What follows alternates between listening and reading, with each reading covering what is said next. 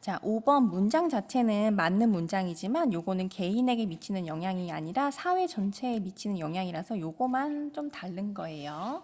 자, 그 다음에 11번. 고용 안정을 위한 정부의 노력. 자, 고용을 안정시킨다라는 말은 실업률을 줄인다라는 뜻이에요. 실업 상태에 있는 사람들을 줄이기 위해서 정부에서 여러 가지 노력들을 많이 하고 있습니다.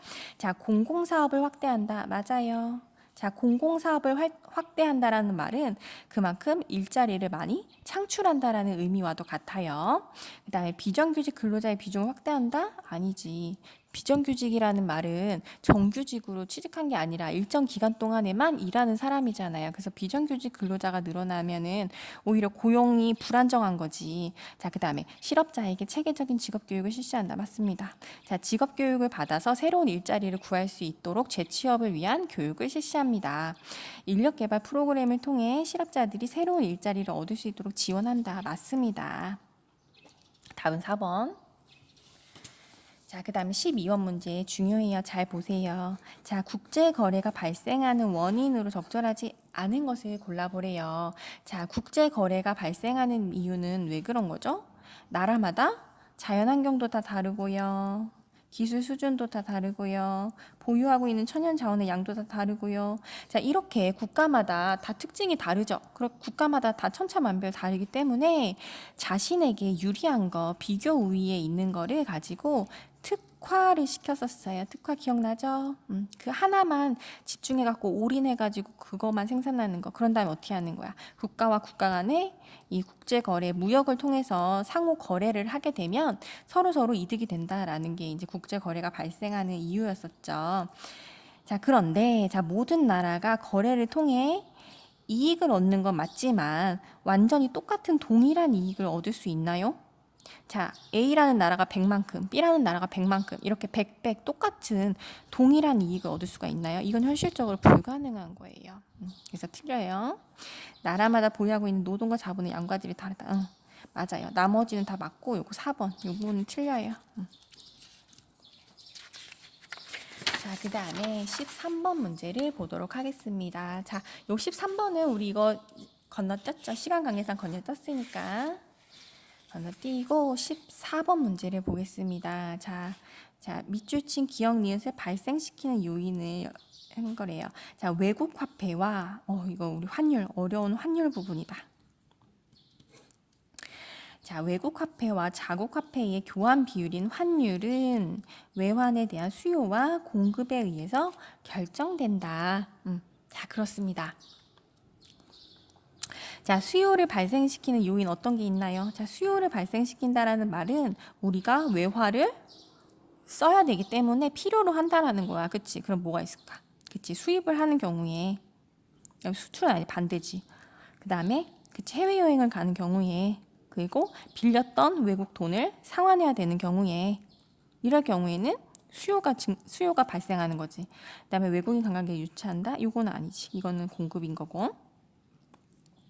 자, 그다음 이번에는 공급이 발생한다라는 말은 외국에서부터 외화가 우리나라로 들어온다는 뜻이야. 그러면은 뭘까요? 외제 상환은 아니지. 자, 차관을 도입한다는 거는 외국으로부터 돈을 빌려온다는 거예요. 그러니까 이건 맞지. 그다음에 해외 투자하는 거는 아니지. 외국인이 우리나라에 투자하는 거 그렇지. 이게 맞는 거죠. 자, 그러면 둘 다 맞는 거는 4번밖에 없어요. 그래서 4번이 답입니다. 자, 15번에 환율 변동이 국내 경제에 미칠 영향에 대해서 잘못 말한 사람을 골라보래요. 자, 원달러 환율이 크게 하락했다. 전문가들은 한동안 이런 추세가 지속될 것이라고 전망하였다. 자, 환율이 크게 하락하였대요. 자, 환율이 하락했어. 그러면 자, 어떤 변화가 일어날지. 자, 환율이 하락하면 유리해지는 사람도 있고 불리해지는 사람도 있었어요. 자, 예를 들어서 만약에 우리 원달러 환율이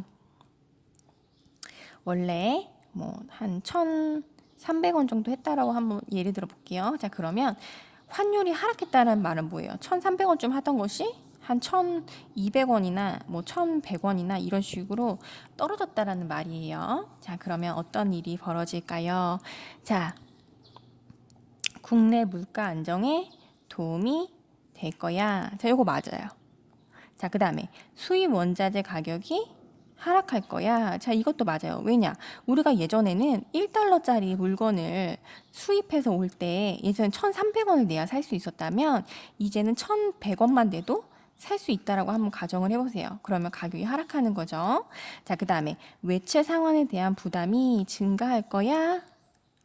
외채 상환에 대한 부담이 증가하는 게 아니지. 오히려 감소하는 거지. 왜? 만약에 우리가 외채를 외국에서 외화를 빌려왔어요. 그럼 그걸 갚아야 되잖아. 그런데 예전에는 예를 들어서 뭐 1달러를 빌려왔어요. 그러면 1,300원으로 갚았어야 될 것을 1,100원만 갚으면 되잖아요. 그렇죠? 그러면 부담이 증가하는 게 아니라 오히려 감소하게 되는 거죠. 그래서 답은 3번이고요. 그 다음에 4번. 수출이 감소하고 수입은 증가할 거야. 자, 이것도 마찬가지. 자, 일단은 자, 우리가 예전에 외국인들한테 만약에 자, 수입을 한번 생각해 보세요. 만약에 우리가 1달러짜리 물건을 사와요. 그러면 예전에는 1,300원을 내야 살 수가 있었어요. 그런데 이제는 1,100원만 내면 수입을 해올 수가 있는 거야. 그렇죠? 그러면 수입은 당연히 증가하겠죠. 그리고 외국인 입장에서 한번 생각해 보세요. 예전에 1달러를 들고 우리나라에 왔어요. 물건을 사러. 그러면은 예전에는 1달러 가지고 1,300원어치를 살 수가 있었는데 이제는 1,100원어치밖에 살 수가 없다라고 한번 생각을 해보세요. 그럼 당연히 수출은 감소하겠죠. 이것도 맞는 거예요. 그 다음에 우리나라 국민들의 해외여행이 증가할 거야. 이것도 맞죠. 왜? 예전에는 해외여행 갈 때 달러 그 외화가 필요하잖아요. 그러면은 예전에는 1달러만큼의 만약 여행 경비가 필요했어요. 그러면은 예전에는 1,300원이 들 거를 1,100원만 들면은 해외여행을 갔다 올 수 있잖아. 그러니까는 가격이 그만큼 가격이 싸진 거나 마찬가지잖아. 그러니까는 여행이 증가할 수 있는 거죠. 그래서 나머지는 다 맞고 3번만 틀려요. 그래서 3번이 답입니다. 자, 그 다음에 빈칸에 공통으로 들어갈 용어를 한번 써보래요. 자, 이거는 국민 경제 지표 중 하나로 국민 소득을 나타내는 대표적인 지표이다. 자, 일정 기간 동안에 한 나라 안에서 새롭게 생산된 최종 생산물의 시장 가치를 합한 것이다. 뭔지 알겠죠? 뭐죠? 국내 총 생산. 영어로 하면 GDP. 자, 요걸 말하는 거죠. 자, 빈칸에 들어갈 용어. 물가는 오르기도 하고 내려가기도 하면서 변동한다. 그렇죠. 경제가 성장함에 따라 점진적으로 물가가 오르는 것은 자연스러운 현상이지만 물가가 일정 기간 동안에 지속적으로 오르는 현상을 우리 뭐라고 했었죠? 인플레이션 이라고 했었던 거 기억나죠?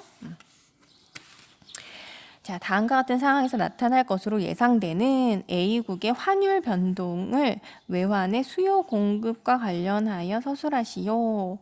자, A국의 정부가 외채를 상환했다라고 합니다. 자, 외채를 상환했다라는 말은 수요가 증가했다는 말이에요.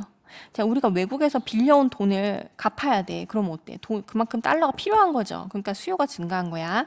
그 다음에 A국 국민의 해외여행과 해외 투자가 증가했다라는 말은 무슨 뜻이에요? 해외에다가 돈을 이제 해외여행을 갈 때 또 달러가 필요한 거지. 해외에 투자하려고 그래도 또 외화가 필요한 거지. 그러면 이건 다 수요가 증가했다라는 말과 같아요. 자, 이렇게 수요가 증가하였어요. 자, 그러면 이제 어떻게 될까? 환율은 어떻게 될까? 모르면 그래프를 그려보라 그랬죠. 자, 수요가 공급 곡선이 이렇게 있을 때 수요 자체가 증가했으니까 어때? 수요 곡선 자체가 이렇게 이동을 했겠죠. 자, 이렇게 이동을 했겠죠. 자, 그럼 어떻게 된 거야? 원래 균형 가격이 여기 있었는데 여기 이렇게 균형 가격이 이만큼 상승하게 되는 거죠. 그러니까 어떻게 된 거야? 환율은 어떻게 되는 거야? 상승하는 거죠.